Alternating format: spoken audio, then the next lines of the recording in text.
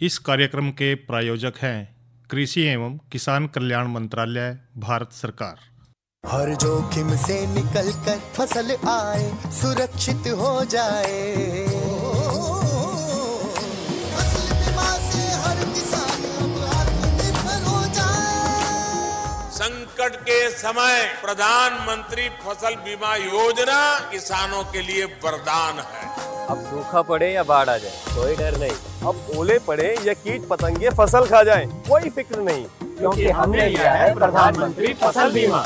बुआई से फसल कटाई तक हर जोखिम का दावा, न्यूनतम प्रीमियम पर अधिकतम भुगतान का वादा। योजना से हर साल जुड़ रहे हैं 5 करोड़ से ज्यादा किसान। अब आपकी है बारी। नजदीकी कृषि कार्यालय, सहकारी समिति, बैंक शाखा, अधिकृत बीमा कंपनी या जन सेवा केंद्र में स्वेच्छा से करा सकते हैं पंजीकरण। फसल बीमा पोर्टल या फसल बीमा ऐप द्वारा भी कराया जा सकता है पंजीकरण। प्रधानमंत्री फसल बीमा योजना, आपकी फसलों का संपूर्ण सुरक्षा कवच। कृषि एवं किसान कल्याण मंत्रालय, भारत सरकार। किशन भाई राम राम। विनोद भाई आपने भी राम राम, और कार्यक्रम सुननी है सब बहन भाइया ना हमारी राम राम। तो विनोद भाई जी कृष्ण भाई, कार्यक्रम किसान वाणी लेकर तो आए जी, पर थोड़ा सा देखियो जाडा भी हो रहा है। बिल्कुल भाई, और जाडे में फसलों का भी थोड़ा सा हेरफेर चलता ही रहा। हाँ सही बात कह रहे हो। और कई बार देखने में भी आया बीबी कि गेहूं में कई जगह पीलापन देखना लग रहा है। हाँ, इसके देखो पीलापन तो जरूर आएगा, क्योंकि इसमें कई बार तो कुछ पोषक तत्व हो गेहूं में, हाँ, उनकी कमी हो सका। बिल्कुल भाई, या भाई बारिश के आ जाए तो उसमें पानी खड़े हो जाए तो भी पीलापन नजर आ जाए। कई दिन पानी खड़ा रहे तो फिर भी पीलापन आ जाए। सही कह रहे हो। और मौसम का तो देखो इसमें खास योगदान रहा है भाई पीलापन आने का। हाँ, यानी कि अगर सूरज कई दिन ना दिखा है तो भी फिर जो है पीलापन देखने मिला है। बिल्कुल। और धर्मवीर कृष्ण भाई आज जो है इसी विषय पर बातचीत करें कि जो है गेहूं में पीलेपन के कारण क्या है। अच्छा, तो यानी कि भाई जो पीलापन आ भी गया तो उसके लक्षण के दिखेंगे। हाँ, के लक्षण है, इस पर चर्चा कर रहे हैं। हाँ, और उसका फिर हम समाधान भी के कर सकते हैं। जी बिल्कुल। और जो कृष्ण भाई आप जानो भी है कि गेहूं तो अपने प्रदेश की मुख्य फसल है। हाँ। और सभी जिलों में जो है इसकी खेती भी हम कर रहे हैं। लेकिन एक बात है विनोद भाई, सारे जिले में तो को नहीं करते, माड़े मोटे ऐसे भी हैं जड़ा थोड़ी भी हो आया। हाँ, कम हुआ। हाँ, जरूर करा, लेकिन इतनी जितनी अपने उरा ना हुआ ना। बिल्कुल भाई। अपने जिले में। हाँ। दूसरे जिले में जैसे दक्षिण हरियाणा अपना, हाँ, उसमें थोड़ा कम देखने मिला है। और कृष्ण भाई एक चीज़ और है कि जो फसल की जो पैदावार है, कई बार देखो पीलापन आ गया, उसका जो मुख्य कारण है वो है कि फसल में कोई कमजोरी, कोई कमी आना या कोई नुकसान जो हो जाए तो उसकी वजह से गेहूं में जो है पीलापन देखने मिला है। अच्छा। और अगर ये पीलापन आ जाए तो इसका हम समाधान किस तरह करें, तो एक तो जो सबसे बड़ी समस्या है वो है नाइट्रोजन की कमी का होना। अच्छा, यानी कि जो गेहूं की फसल है उसमें नाइट्रोजन ना मिला तो। हाँ, नाइट्रोजन अगर ना मिला तो कम रह जाए तो भी जो है गेहूं की फसल में पीलापन आ जाए।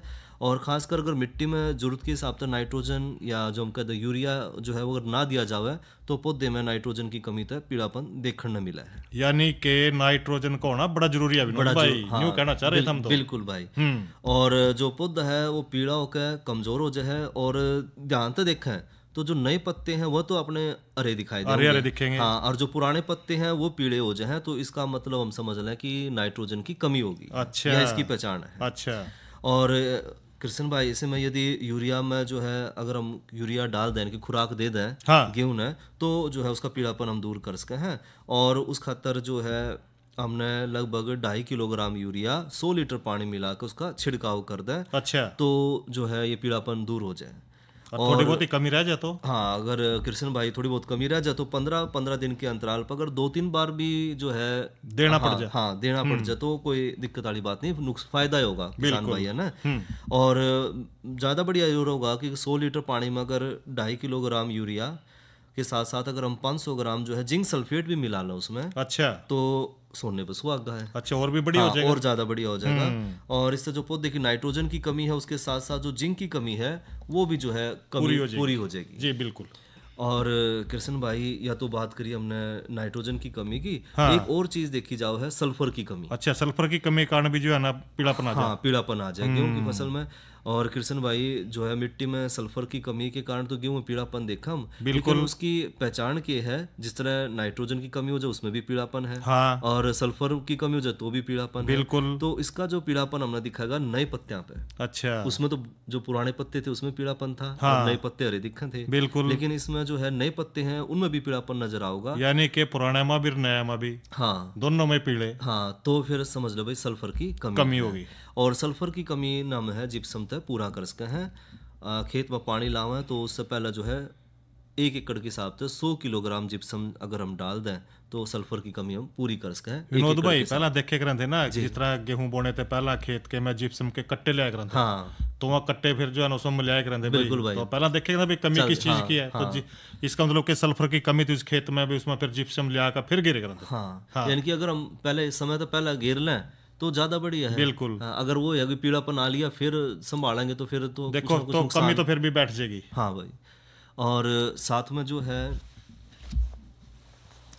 जिंक की कमी की वजह से भी फसल में पीलापन आवा है। अच्छा, यानी कि जस्ता, हाँ जस्ता को जिसमें तो जस्ता है, जिंक की कमी तक भी जो है गेहूं की फसल में पीलापन आवा है। और इसलिए जो भाई है गेहूं की बिजाई के समय लगभग 10 किलोग्राम जिंक सल्फेट 1 एकड़ के हिसाब से जरूर डालना है जी।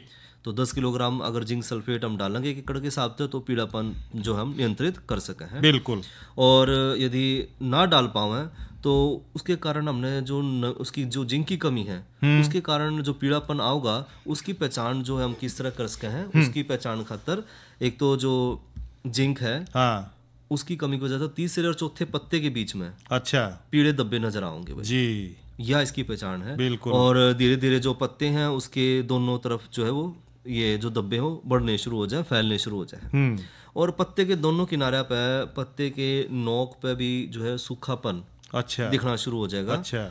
और कृष्ण भाई अगर यह लक्षण दिखें तो फिर जो है समझ लें कि जिंक की कमी है। और जिंक की कमी ने दूर करने खातर 500 ग्राम जिंक सल्फेट, 250 ग्राम बुझा हुआ चूना, अच्छा। और 100 लीटर पानी में उन्हें मिलाकर हम जो है उसका गोल बनाकर और भाई छिड़काव करते हैं। 500 ग्राम जिंक सल्फेट, 250 ग्राम बुझा हुआ चूना और 100 लीटर पानी में उन्हें घोल कर उसका छिड़काव करते हैं।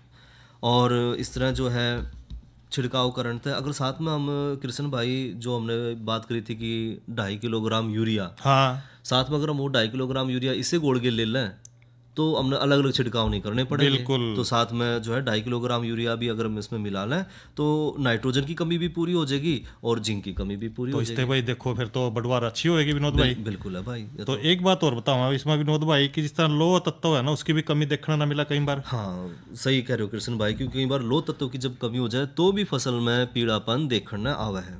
और जिसमें पौधे जो है कमजोर भी हो जाए साथ के साथ, और पौधे की जो लंबाई है वो भी जो नियमित होनी चाहिए, लगातार एक जैसी होनी चाहिए, वो भी देखने नहीं मिलती।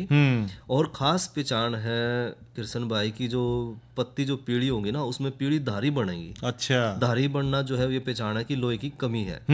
और लोह तत्व की जो कमी है ज्यादा हो जाए तो उसमें जो है पत्ते का जो हरा रंग है वो पूरी तरह से खत्म हो जाए। बिल्कुल। और कागज जैसा बिल्कुल सफेद, हाँ, देखा है कई बार खेत में विनोद भाई तो कागज की तरह सफेद सफेद नजर आएंगे सारे पत्ते। जो हमारा भी एक लोहे की कमी शरीर में हो जाए तो लाली खत्म हो जाए शरीर में, यही कारण है विनोद भाई। तो लाली जो है या रैली जो है वो खत्म हो जाएगी और सफेद बिल्कुल दिखाई देना जाए। और लोह तत्व की जब कमी हो जाए तो उसमें 500 ग्राम फेरस सल्फेट 100 लीटर पानी में घोल कर और इसका घोल का छिड़काव करें तो जो है यह कमी हम पूरी कर सकें लोह तत्व की। और अगर छिड़काव 10 से 15 दिन के अंतर पे भी करने पड़ जाए तो भी मतलब कोई बुराई नहीं है भाई, हमने तो जो है ना उसकी बीमारी दूर करनी। बिल्कुल भाई। हाँ। और कृष्ण भाई अपना जो फेरस सल्फेट है इन बाजार में अब जानो भी है, अराकसिस का है, हम भी जाना है, हम भी लियावा है खेत में अराकसिस के नाम तो जाना है। बिल्कुल। और जिसको आपने शुरू में जिक्र कराया था कि भाई मौसम का तो फर्क पड़े है। देखो तो है ही, ठंड और धूप का तो है, उसका तो फर्क पड़ेगा कि जो है पीलापन के ऊपर। तो गेहूं की फसल में मौसम का तो प्रभाव देखने मिलेगा।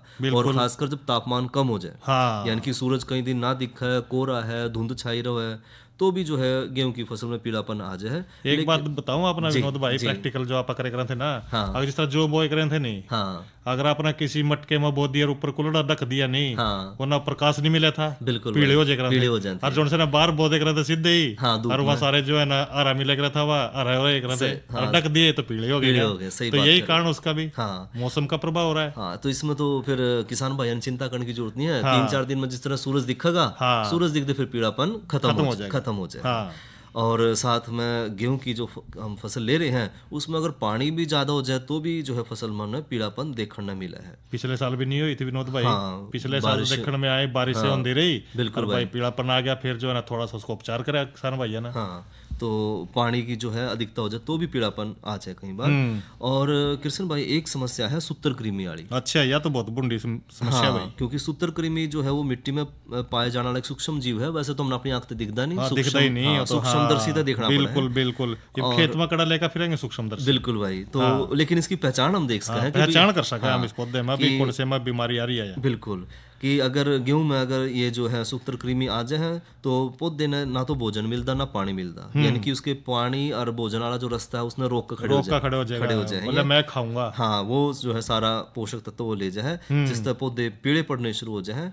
और जो सूत्रकृमि प्रभावित गेहूं है उसका खेत जो है वो अलग तरह पहचान में आवा है। बिल्कुल, क्योंकि किते तो गेहूं हरी दिखाई खड़ी हुई और किते दिखेगी इससे में पीली। तो इसका मतलब समझ लो कि भाई उसमें ना तो लोहिक तत्व की कमी है, ना जिंक की कमी है, ना सल्फर की कमी है, ना नाइट्रोजन की है, यो है सूत्रकृमि। हाँ भाई, इतने खेत में सूत्रकृमि आ रहा है, खड़ा ठीक, बाकी खड़ा ठीक और थोड़े हिस्से में आ गया। तो इस तरह अगर सूत्रकृमि वाली जगह दिखा है तो एक तो उसमें हमने देखा फुटाव कम हुआ है, और साथ में जो रोगी पौधे हैं उसमें जो उसकी जो जड़ है, अगर हम जड़ काट कर देखा तो वो झाड़ी नुमा जड़ दिखाई दे, बिल्कुल गंठाली। हाँ, तो इस तरह पिछाड़ आ जाए भी जो है सूत्रकृमि का आक्रमण हो गया है।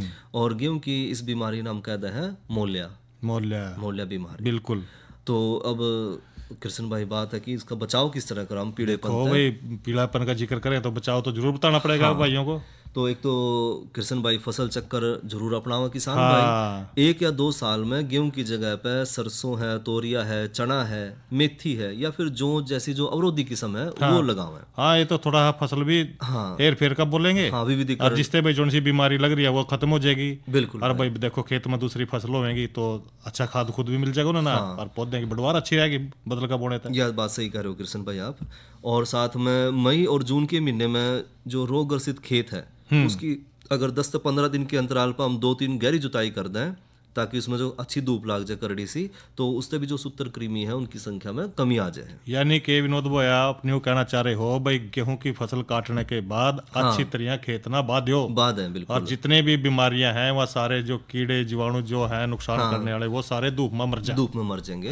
और साथ में जो अपने रोग ग्रसित खेत हैं उसमें गेहूं की बिजाई जो है अगर पछेती ना करें तो भी हम सूत्रकृमि पे नियंत्रण पा सके हैं। अच्छा, और साथ में जो रोग ग्रसित क्षेत्र है उसमें भी जो है मोलिया रोगरोधी किस्म है, जिस तरह राज MR1। अच्छा, इसकी बिजाई करो, इसकी बिजाई करें तो जो है जिन क्षेत्र में है मोलिया की समस्या तो उस पर बिल्कुल सुधार कर सके हैं। और HT54 नाम का टीका जो है बीज तो उपचारित करें तो भी जो है मोलिया की जो समस्या है या सूत्रकृमि की समस्या है इसका हम समाधान कर सके हैं। तो कृष्ण भैया तो करी बात गेहूं में पीलेपन की समस्या और उसके जो है बचाव के बारे में। और देखो अब हमने बात करी उसमें मौसम की बात करी कि गेहूं की फसल में मौसम का प्रभाव पड़ा है, तो क्यों ना साथ साथ मौसम की भी बात कर लें। किसान भाइयों राम राम। मौसम पूर्वानुमान एवं कृषि सलाह के साथ मैं हूं डॉक्टर ममता, मौसम विशेषज्ञ, कृषि विज्ञान केंद्र कुरुक्षेत्र। किसान भाइयों, कुरुक्षेत्र जिले का आज का अधिकतम तापमान 17.8 डिग्री सेल्सियस रहा, जो कि कल के मुकाबले 2.6 डिग्री सेल्सियस कम है। न्यूनतम तापमान 10.4 डिग्री सेल्सियस रहा, जो कि कल के मुकाबले 2.8 डिग्री सेल्सियस अधिक है। नमी की बात करें तो सुबह और शाम की सापेक्ष आर्द्रता 85 और 55% रही। हवा की रफ्तार 11 किलोमीटर प्रति घंटा रही। अब हम बात करते हैं आने वाले मौसम के पूर्वानुमान की। तो किसान भाइयों, 2 जनवरी तक मौसम आमतौर पर परिवर्तनशील परंतु खुश्क रहने का अनुमान लगाया जा रहा है। इस दौरान तापमान में हल्की गिरावट आने का अनुमान लगाया जा रहा है। तापमान में गिरावट 2 से 3 डिग्री सेल्सियस हो सकती है। किसान भाइयों, इस दौरान मध्यम से गहरी धुंध आने का अनुमान लगाया जा रहा है और साथ ही बीच बीच में आंशिक बादलवाई बनी रहेगी। अब हम बात करते हैं मौसम पूर्वानुमान आधारित कृषि सलाह की। किसान भाई, आप अपनी फसलों में तापमान के प्रभाव को कम करने के लिए आवश्यकता अनुसार हल्की सिंचाई कर सकते हैं। धन्यवाद। कृष्ण भाई, या तो मौसम की बात हुई, और कल के किसान वाणी कार्यक्रम में फिर किस विषय पर चर्चा करोगे? विनोद भाई, देखिए, जो कल हम कार्यक्रम लेकर आए किसान वाणी, उसमें जो चर्चा करेंगे, एक तो करेंगे प्रधानमंत्री पशुधन बीमा योजना पे जी, और इसके साथ साथ नई फसल नई उमंग के अंतर्गत हम बात करेंगे जो बेल वाली सब्जियां हैं इनकी बिजाई के ऊपर, और साथ साथ में भाई जानकारी में साझा करेंगे मोटे अनाज के बारे में। तो कृष्ण भाई, ये तो आपने मौसम की जानकारी भी दे दी और कल के कार्यक्रम की भी, और साथ में गेहूं के पीड़ेपन का निदान किस तरह करें उसके बारे में भी, और हमारे जो किसान भाई हैं वो बाट देख रहे हैं लोकगीत की, तो क्यों ना सुनाओ भाई ना लोकगीत। और हर दम कह तू मेरा मेरा, इसमें कौन सा तेरा से, ना घर तेरा ना घर मेरा, युत चिड़िया रहन बसेरा से, हर दम कहता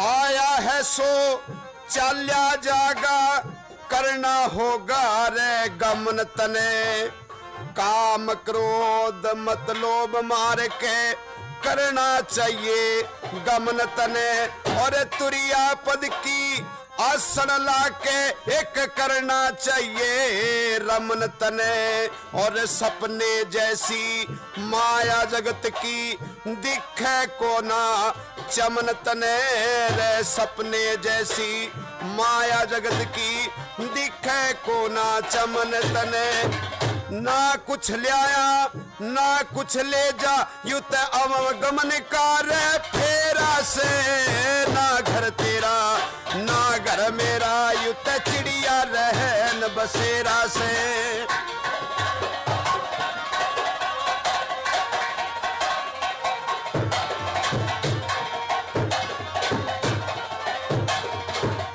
अनरथ के संग माया जोड़ी, अनरथ के संग माया जोड़ी, करया पाप कार भूत तने, और नशे विषय में डौन रहे से दुनिया कती ऊत तने, और कर्तव्य के फल भोग लिए ये आगे मिलेंगे रे जूत तने, उस दिन होगा माल पराया जिब दिखे यम के दूत तने रे, उस दिन होगा माल पराया जब दिखे यम के दूत तने, और मिट्टी के में मिल जाएगा यो चंद्रमा सारे चेहरा से, नागर तेरा और नागर मेरा, युत चिड़िया रहे न बसेरा से।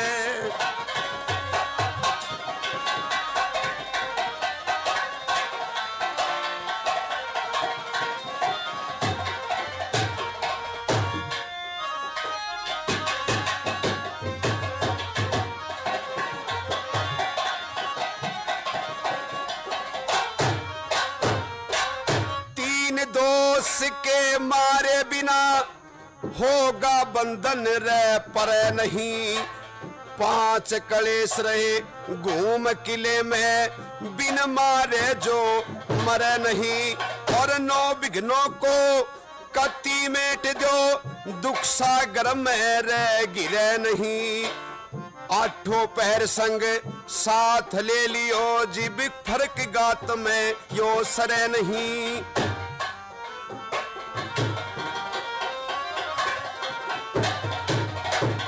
मन की वृत्ति, रोक विषयों से रे मन की वृत्ति, रोक विषयों से जिसके सर पे और शेरा से, ना घर तेरा ना घर मेरा, यूं तो चिड़िया रहे न बसेरा से।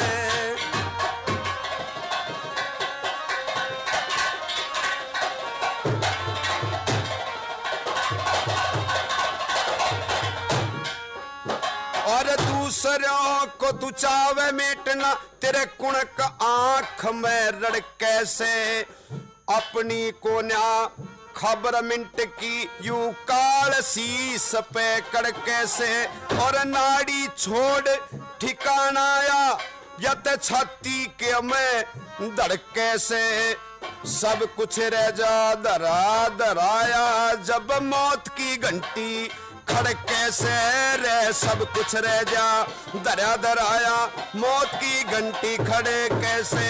और गोरक्षानंद कै छूटी अटारी, और गोरक्षानंद कै छूटी अटारी, इब जंगल के मडेरा से रे, ना घर तेरा और ना घर मेरा, यूं तो चिड़िया रहे न बसेरा से।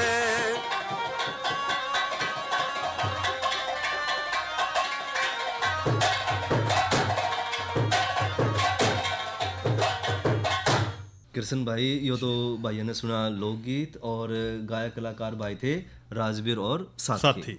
और कृष्ण भाई जिक्र करें ब्यात आए पशुओं की देखभाल पे।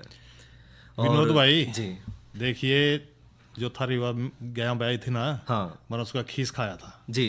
मैंने न्यू बताओ, हाँ, जथा नवा ब्याई थी थारी ग्यावा, हाँ, तो उसते था ना पहला के ध्यान रखा, हाँ, और भाई था जद ब्याने वाली थी जद के रखा जी, और भाई था ना जद ब्याली उस नवा बछड़ी दे रखी थी अमेरिकन, हाँ, तो फिर था ना के ध्यान रखा। यही बात फिर जो अपने जो पशुपालक भाई हैं जो डेयरी का काम करा है, तो उन्होंने भी थोड़ी सी बता दो था ना के रखा, इसके बारे में तो बताओ कुछ जानकारी। कृष्ण भाई आपने सही कहा कि तो जो है जो भी पशुपालक भाई पशुओं पाल रहे हैं, हाँ, तो उन्हें इन बातों का ध्यान रखना जरूरी है कि ब्याण तक पहला, ब्याण के दौरान और ब्याण के बाद जो है किन किन बातों का हमने खास तौर पर ध्यान रखना पड़ेगा।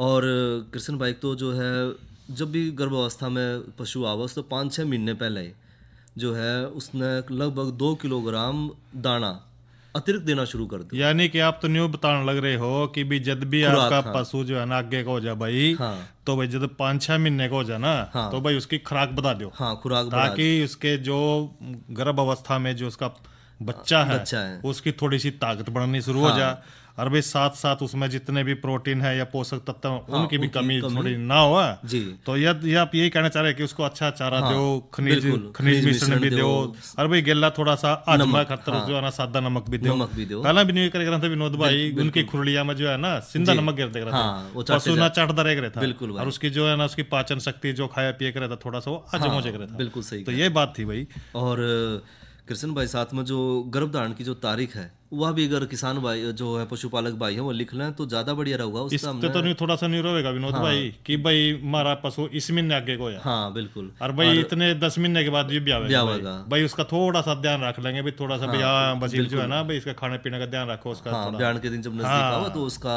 ध्यान थोड़ा रखा जा सके। बिल्कुल। और उसमें जो है पशु ने एक तो अलग कमरे में, क्योंकि बेरा लागे भाई कद सी ब्याह होगा पशु, तो एक तो न्यारे कमरे में रखें और साथ में जो है उस कमरे की साफ सफाई रखें बढ़िया। इसका मतलब तो न्यू कहना चाहो कि वो कमरे में तो न्यू रखेंगे कभी कोई दूसरा पशु खेड़ मार दे। हाँ बिल्कुल, खेड़ मार दिया तो भाई कभी गड़बड़ हो जाए, हाँ, बच्चा भी गिर दे फिर पशु। हाँ, विनोद भाई बिल्कुल भाई, दूसरे पशुओं को बचा के रखना है, साफ सुथरा उसका सूखा बिछावन करना है, और साथ में जो है पशु बाड़े में जो है दूसरे पशु हैं जो जहाँ पशु हम बांध रहे हैं उसमें आगे वाला हिस्सा तो नीचा और पीछे वाला हिस्सा हमने ऊंचा रखना है, ताकि जो पशु है ना भाई फूल ना दिखावा। हाँ बिल्कुल, हाँ, वजन ना पड़े उसका पिछली साइड में। बिल्कुल सही कह रहे हो कृष्ण भाई। और साथ में जो अपने जो दूध देने वाले पशु हैं उसमें भी एक जो समस्या कई बार आ जाए दुग्ध जबर की। अच्छा, यानी कि दूध आड़ा बुखार। हाँ, दूध आड़ा बुखार। अच्छा। उसका भी हमने ध्यान रखना है, और साथ में उसके बचाव खातर जो है हमने नियमित रूप से जो है हर रोज उसके आहार में खनिज मिश्रण और साथ में कैल्शियम जो है वो जरूर देना है। अच्छा, कैल्शियम देना, यानी कि जो भी पशुपालक भाई अपना कैल्शियम मिला है दुकानों पे उसकी जो है ना एक वो बोतल ले आओ, या कैनिया में भी आओ उस तरह की, तो ले आओ उसको थोड़ा थोड़ा करके देते रहो ताकि उसकी कैल्शियम की कमी पूरी होती रहे। और कृष्ण भाई एक चीज और है कैल्शियम के साथ साथ कि 1-2 हफ्ते के जो है अंतराल पे जो है विटामिन डी, यानी कि ना फिर धूप में बांधते हो भी? हाँ, धूप में बांधा है तो धूप में बांधेंगे तो विटामिन डी की जो कमी है वह भी जो है पूरी हो जाए जी। और ब्यान के लगभग 40 दिन तक पहला जो है जो उसका दूध निकालना है वो बंद करते हैं। पता क्या विनोद भाई, कहीं तो 11 वर्ष बियोड़ो हुआ, हाँ। मैस भी वर्ष बियोड़ो हुआ, हाँ। यानी कि सारा साल दूध दिन रहे। बिल्कुल भाई। यदि हमने नहीं छोड़ी नहीं फिर वो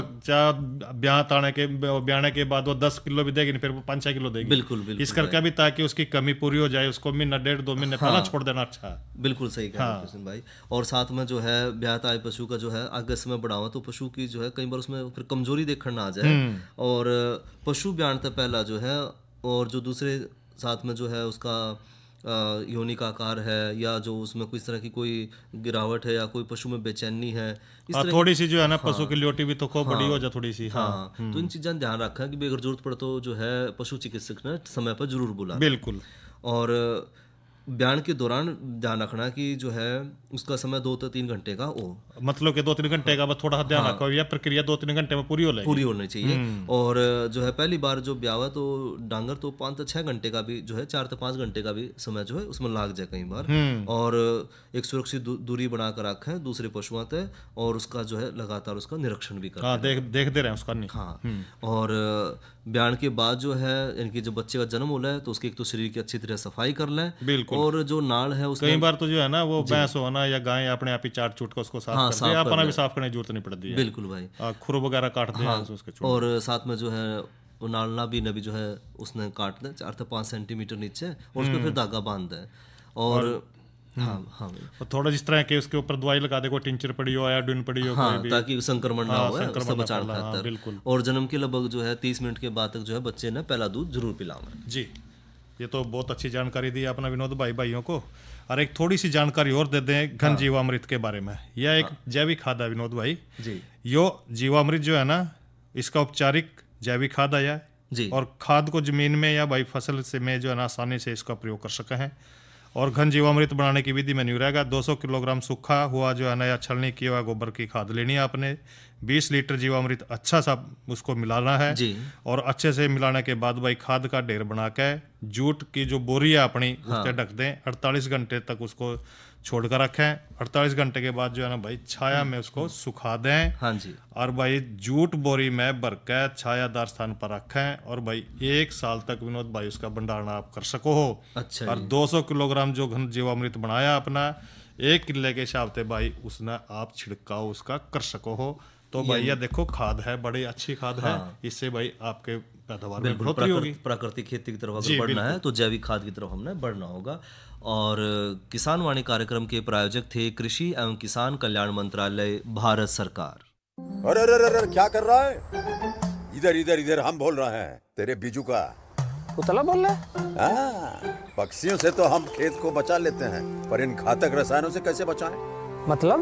देख बेटा, तू जो ये अंधाधुंध रसायन मिलाता है ना, मिट्टी की सेहत बिगड़ने लगी है और जब माटी ही कमजोर पड़ जाएगी तो उपज कैसे सेहतमंद होगी? अरे पहले ऐसा नहीं था, पूछना अपने बड़े बुजुर्गों से कैसे फसल लहलहाती थी, शुद्धता झलकती थी। हाँ, माटी भी तंदुरुस्त और लोग भी। अरे अब पहली वाली बात कहाँ? पर अब तो सब यही डाले हैं। सब नहीं, आज भी लाखों जागरूक किसान परंपरागत विधि से फसल उगा रहे हैं। खर्चा कम और उपज की कीमत भी बेहतर पा रहे हैं। सच है? रे बेटे एक्सपीरियंस से बता रहे हैं, धूप में बाल सफेद नहीं किए हैं। हाँ। ठीक है भाई, मैं भी आज से जैविक खेती शुरू करूंगा। माटी से प्रेम की परंपरा है, परंपरागत खेती। कृष्ण भाई जो समय है वो आगे इजाजत नहीं दे रहा किसान वाणी कार्यक्रम में बढ़ाने की, तो इसी साथ लेवो भाइयों तो इजाजत जी। अच्छा भाइयों, राम राम।